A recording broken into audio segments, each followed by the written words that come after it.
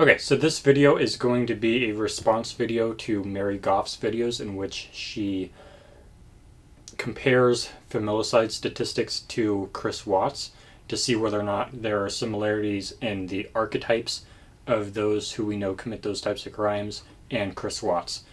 She determined that some of the archetypes do fit, some of the profiles, some of the traits do fit, and some of the traits don't fit. I am going to argue that she made some basic mistakes in the methodology, that he in fact does not match hardly any of these archetypes at all, and I'm going to explain why, and I'm going to go down and list most of the archetypes that she explained, that she went through, and I'm going to offer reasoning for why her analysis may not have been very thorough, where it may have been lacking, where it may have misunderstood some of the archetypes. So overall, her video appeared to be moderately well researched, but appeared to only look at the archetypes at the surface level rather than delving into how these archetypes actually present practically. So a key issue I saw with the video is we're just reading, like, I don't know what research she did before the video, but during the video, what I observed was we're reading one statement about one archetype, and we're not really going deeper. We're not really exploring what does that actually look like in practice when we look at people who are confirmed killers for this type of crime. So what I observed is just reading the one sentence, these people often are involved with financial destruction, right? What I saw was we're only looking at that one statement and we're saying, okay, if there was any financial issues in Chris's life, then that means he fits the archetype. I would say that that's not a very thorough understanding or not a very thorough application of that statistic, because we can look at the other similar cases and see that no, these people are deeply distressed by the fear of financial ruin. These people consistently experience that intense level of distress towards these stressors, and it's not just the mere presence of the stressor that makes someone eligible for this archetype, right? So we'll go through more specific examples of that. The primary issue with the majority of these false positives, I would consider most of the positives she created in the video to be false positives. So the primary issue with the majority of these false positives is a misunderstanding that the person who fulfills these criteria are usually experiencing extreme distress as a result of the various triggers. So like I just said, when we're trying to determine whether or not a suspected killer, and that's what I'm calling Chris in this instance, a suspected killer, when we're trying to determine whether a suspected killer meets the criteria for this archetype, for this statistical archetype, we're really looking for someone who has experienced extreme distress as a result of these various triggers. And each of these archetypes can be classified as a trigger. Marital distress, fear of losing the job, fear of losing financial success. We're looking for someone not who's just experiencing these things, but for someone who is experiencing that extreme emotional internal distress over that trigger. And I didn't see that was indicated in the video, and I think it's a very important thing to note. Another issue with the investigative methodology in the video, and what I mean by investigative methodology is how are we going about assessing the likelihood that a certain person is guilty of a crime? What is the methodology that we're using to most accurately find what is most likely to be the factually correct understanding of what happened?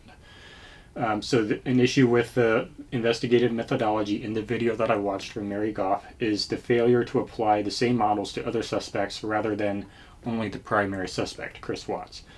So flipping the script, I believe, would be quite revealing. So what I'm observing in her video is we're just applying these archetypes to one person, to Chris Watts. And we're saying, okay, do some of these stick? We're throwing them at the wall that is Chris Watts. How many of these stick? A few of them kind of sort of stick, so thumbs up, right?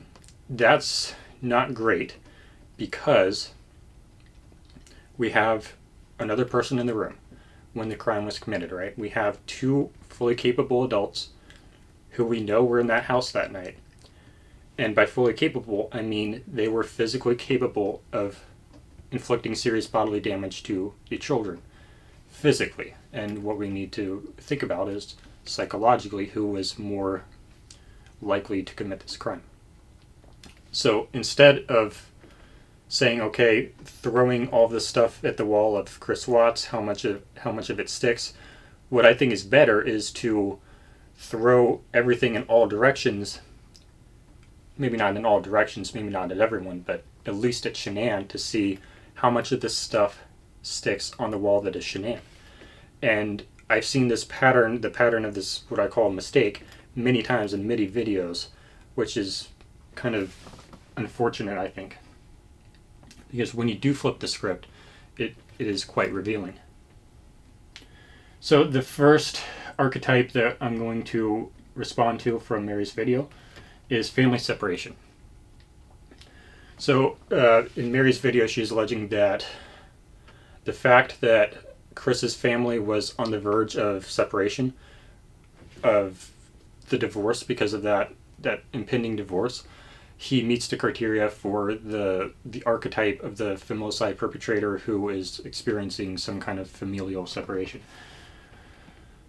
So again, we go back to the issue of, is Chris intentionally instigating this, or is this something that's happening to Chris that he's deeply upset about?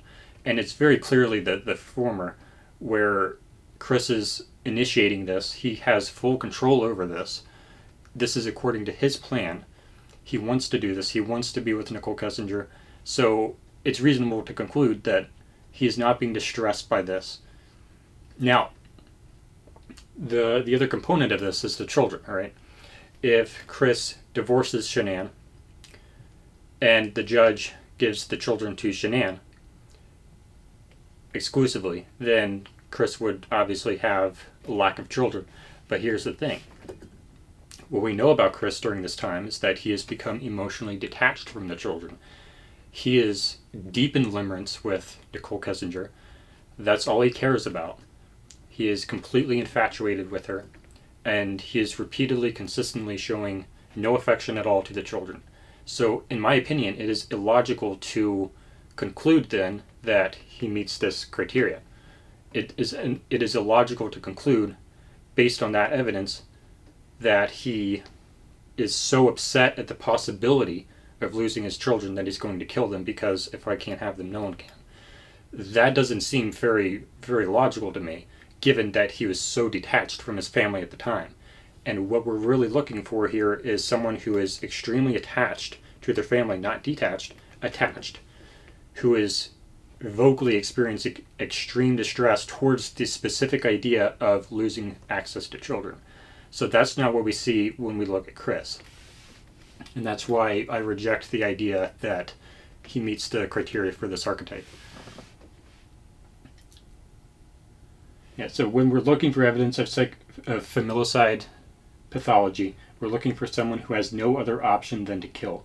We're looking for someone who has been driven so deep into a corner that the only way out is to either kill self or self and extension of self, right? We're looking for someone who is basically on the verge of suicide, because so many of these people commit suicide. We're looking for someone who has no other option. This isn't usually a crime that is committed in presence of other options, right? This is someone who is experiencing extreme distress, and we don't see that in Chris. So all the above, so what I listed here in my notes is all these different things that Chris could have done in order to increase his chances of getting access to children, even if that mattered to him. And, he appeared to be the primary caregiver, for example, which would have given him points in court. Now, granted, men don't tend to fare well in courts, in family court, because of how that is. However, we don't have evidence that he's extremely upset about this, or that he doesn't have options, he doesn't have a way of fighting, and furthermore, no court battle has begun. And these crimes usually do not occur as a result of impending legal battles that may occur. It's usually an immediate threat of immediate severe action against the perpetrator. So the second one I'm going to look at from Mary is financial hardship. So what the video said is because the Watts family as a whole is experiencing financial hardship because they are arguably on the verge of bankruptcy again because of the house that's too expensive, because of the car that's too expensive, because they're on the verge of financial bankruptcy, that makes Chris eligible for this archetype, right? I don't agree with that, and that is because, again, like the previous bullet, Chris is not vocalizing any obvious distress towards the idea of bankruptcy. He doesn't appear to be, and we don't have all of his correspondence, all of his emails, all of his phone conversations, right? We don't have audio recordings of everything that Chris has said, but we can reasonably determine that there's no good evidence to suggest that he was deeply distressed by this financial hardship. And we also, furthermore, do not have evidence that he would have been particularly damaged by financial hardship because he has a steady job that is not dependent on his marriage. If his marriage falls away, there is a firewall between his job and his marriage such that his job continues to be his job and continues to make him money. And that's important because he can go find an apartment like he wanted to do, apparently, and live by himself, live modestly, unlike Shanann would want to, and have a nice place to himself. He had plans for that. And there's no reason to think he wouldn't have been able to achieve that, which is why I consider him to be disqualified from this archetype. So, yeah, when we're looking for this type of pathology, again, we're looking for someone experiencing that extreme distress as a direct result of this trigger that we're talking about. So Chris's correspondence at the time indicate no substantial fear towards the family's finances. Instead, he was making plans to move into an apartment by himself that was big enough for the girls where he would have them. So what we're looking for really in maternal filicide and in familicide is someone who says something like, I don't know what I'm going to do if this happens. I don't know what I'm going to do if he divorces me.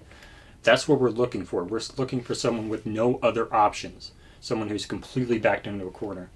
And what we see in Chris is the opposite. We see someone who has the option of going into an apartment by himself, an affordable apartment with enough room for the girls. I think they were talking about a 2-bedroom apartment, just a really modest apartment, and getting a new car for himself because they only had the one vehicle apart from his work truck, which probably wasn't authorized for personal use.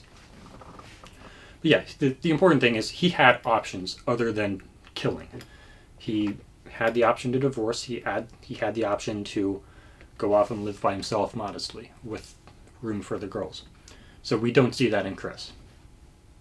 And that's why I object and disagree with the conclusion of Mary's video that appeared to be a conclusion. Okay, so now we're going to go to the old line of, if I can't have them, no one can. This was briefly mentioned in her video. People who say that line, either blatantly out loud or not out loud, these people tend to be very controlling. Chris was not controlling. Okay. So this is usually said by someone who's very dominant in the relationship, because that type of pathology, I'm going to kill the kids if I can't have them because I don't want anyone else to have them. That type of personality, that type of behavior comes from a very strong, dominant, controlling personality. And we don't see that in Chris. So when CPS or a judge is a factor that contributes to a parent killing their child, it is usually during ongoing legal battles when the threat of separation is immediate and certain. If it is true, okay. So I'll briefly go into the suspicion that there is a CPS case open against Shanann. The reason I go there is because there is pretty substantial evidence that Shanann was never, ever alone with the girls, that she made some statements, some comments towards Chris's family that was something like, I can't believe you left me alone with the kids for 2 hours or something like that, which is very abnormal coming from a mother of her own children. And there are a lot of patterns, consistent, pervasive patterns in their everyday life that we can see that are very consistent with this is happening because Shanann isn't allowed to be alone with the children.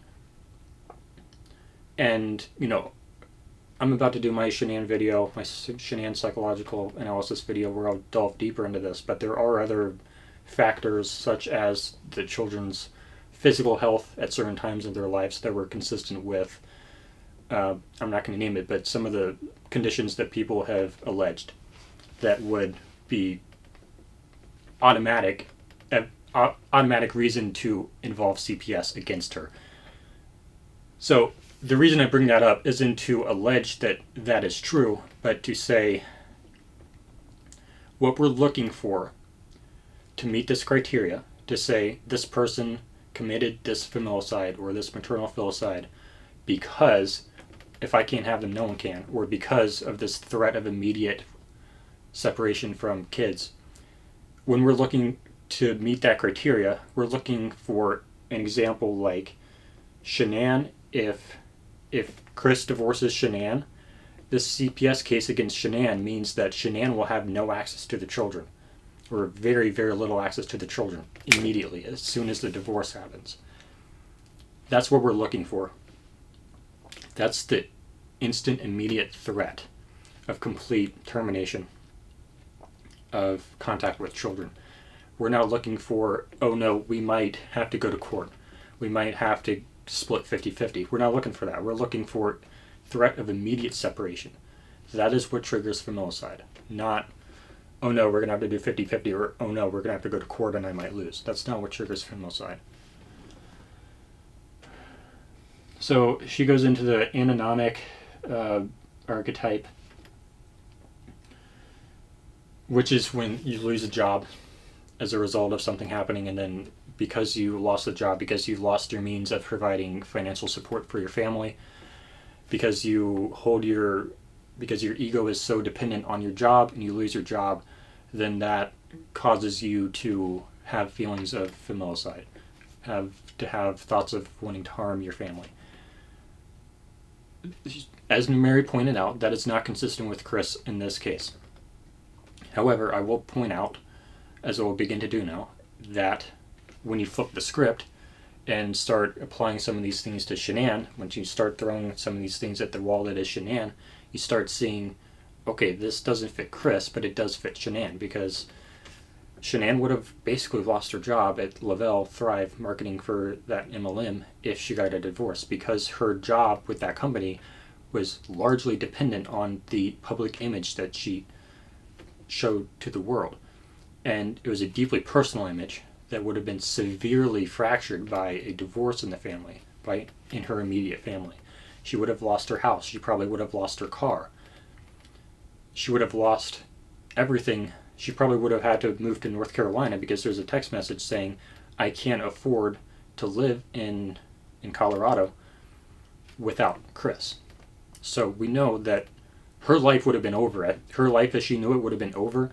Her primary means of providing financial support for her family, which we know was extremely important to her because of her vision board, that would have been terminated overnight if she got a divorce. Because Chris said, or if he said, I want out, I want a divorce, that would have completely destroyed her feelings of self-sufficiency, her feelings of, I'm the woman of the house, I am the provider. And that is the kind of stuff we're looking for. Threat of that immediate termination of ego. That threat of immediate termination of the thing that makes me me. We have that in Shanann. That's exactly what we're looking for in Chris, but we're not seeing it in Chris, we're seeing it in Shanann. So if I can't have the spouse, no one can. That's another line that some people say that's often associated with familicide, or with maternal filicide in some cases. This is extremely consistent with Shanann's state at that time. She was desperately attempting to confirm infidelity and was certainly in a state where she may have felt intense rage towards the suspected mistress, robbing her of her womanhood, which is almost a line from Mary's video. Instead of manhood, it's womanhood. We just flip flip the script.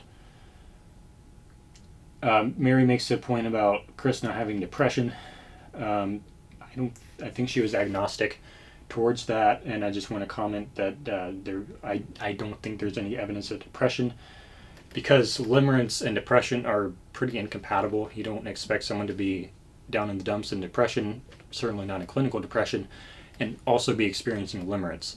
These are kind of mutually exclusive things, and we know that Chris was in a state of deep limerence with Nichol Kessinger.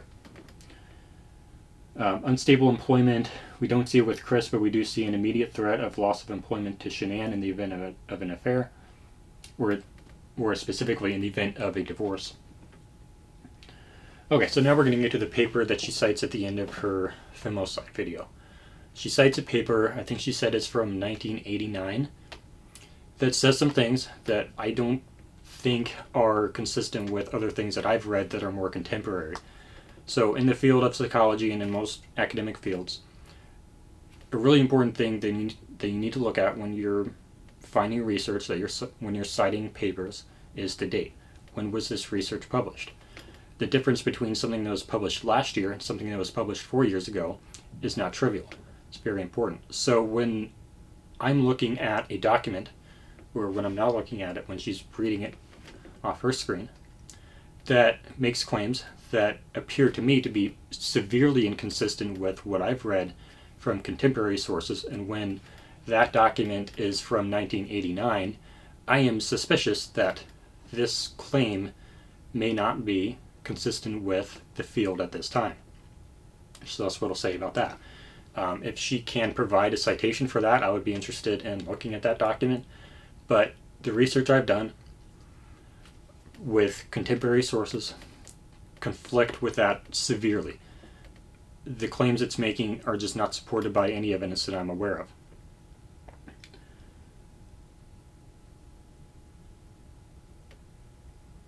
Okay, and then, yeah, so I wish there was a reference for that, because it really does sound a lot like bullshit. And the thing about psychology is it develops a lot over time. Things that are published 10 years ago are probably going to be a lot different than what would be published today. And that's because we're constantly learning.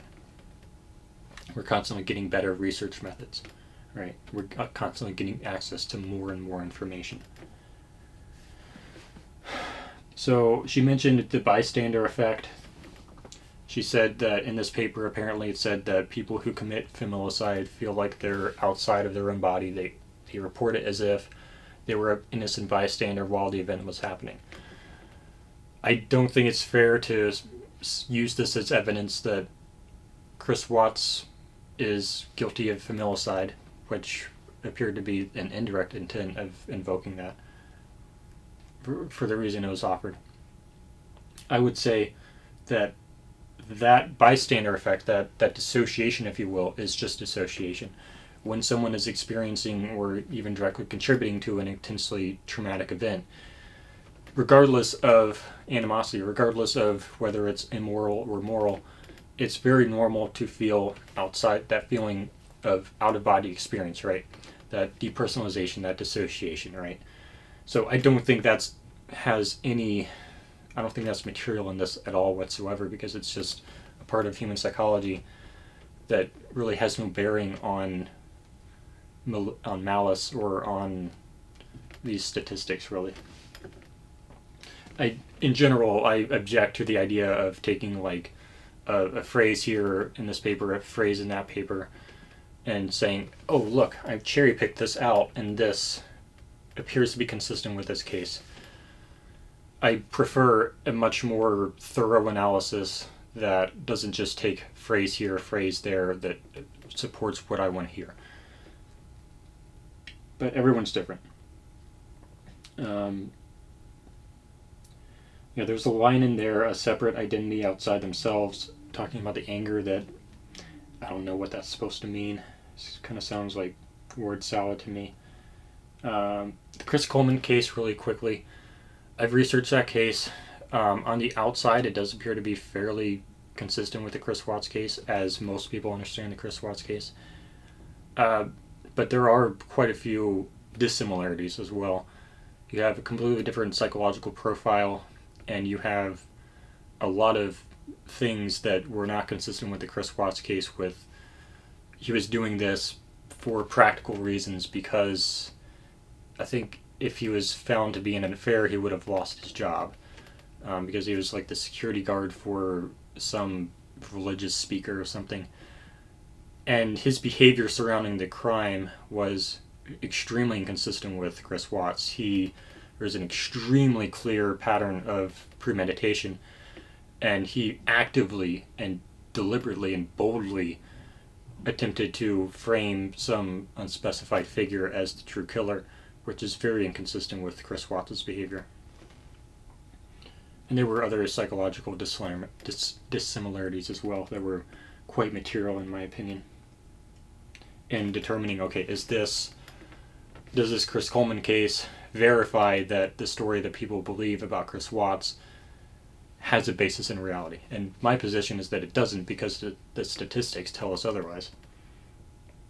The statistics, in my opinion, tell us that this motive just is not precedented. And that doesn't necessarily mean it couldn't have happened, but it does lend a lot of weight to the idea that this other alternative theory, where his first confession was true as to who killed who and whom and why, it builds that case up to where the alternative is significantly more likely than the alternative where Chris kills the kids and Shanann out of malice. It lends a lot of weight to the other and not the other.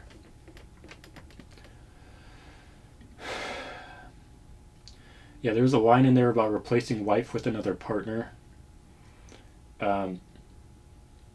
Yeah, I would like to see where that came from, because I highly suspect that was added specifically for Chris Watts. The study she's referring to names, I think, 36, and this motive is supposed to be extremely rare, so it wouldn't surprise me if that motive was only there for Chris Watts, which is question begging.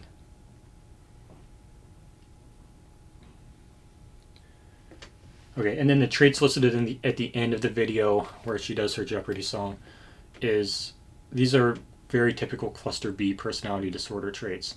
A lot of them are normal. A lot of people do these things and they don't necessarily have personality disorders. A lot of these things are very normal in relationships, particularly because a lot of these cluster B traits are also associated with limerence.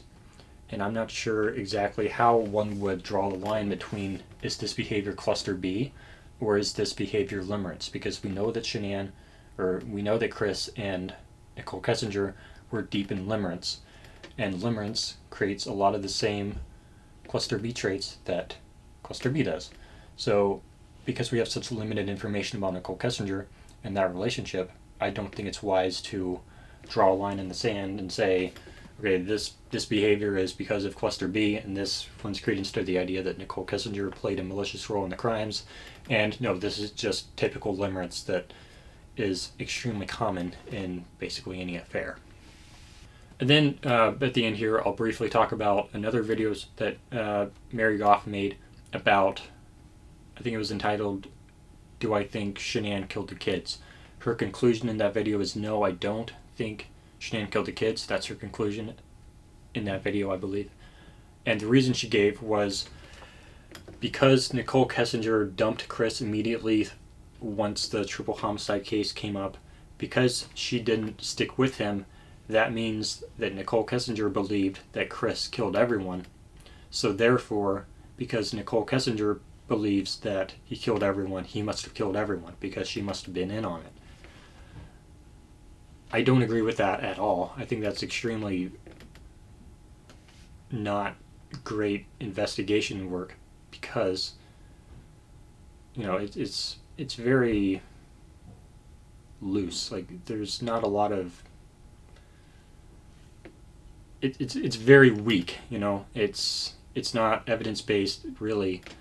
It's just weak. I don't really know how to pry at it, because that's not the way we do investigations. That's not the way we rule people out.